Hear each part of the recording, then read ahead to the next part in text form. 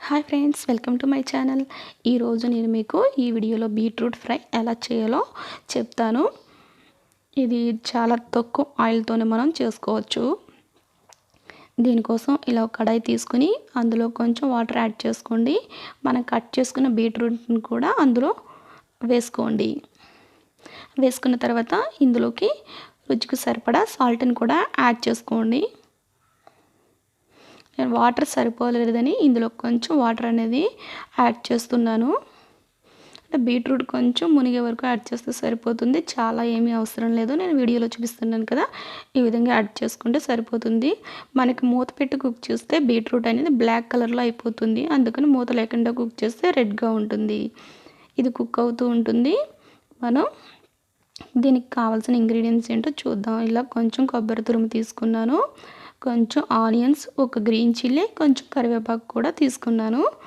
మనకి బీట్రూట్ ఇలా వాటర్ అంతా ఎగిరిపోయింది కదా, ఇలా వాటర్ అంతా ఎగిరిపోయిన తర్వాత మనం దీన్ని ఒక బౌల్లోకి తీసేసుకోవాలి. నెక్స్ట్ ఒక కడాయి తీసుకోండి, అందులో కొంచెం ఆయిల్ అనేది యాడ్ చేసుకోండి. నెక్స్ట్ కొంచెం ఆవాలు యాడ్ చేసుకోండి.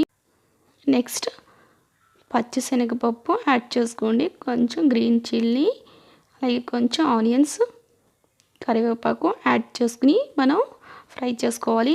ఆనియన్స్ అంతా ఫ్రై అయ్యే వరకు ఫ్రై చేసుకోండి. మనకి ఆనియన్స్ అంతా ఫ్రై అయింది కదా, నెక్స్ట్ మనం బాయిల్ చేసుకున్న బీట్రూట్ని కూడా ఇందులో యాడ్ చేసుకోండి. నెక్స్ట్ కొబ్బరి తురుముని కూడా యాడ్ చేసుకోండి. కొబ్బరి తురుము యాడ్ చేసిన తర్వాత ఒక 2 మినిట్స్ అనేది ఫ్రై చేసుకోండి. మనకి పచ్చి స్మెల్ పోవాలి కదా, అందుకని పచ్చి స్మెల్ పోయే వరకు ఫ్రై చేసుకోవాలి.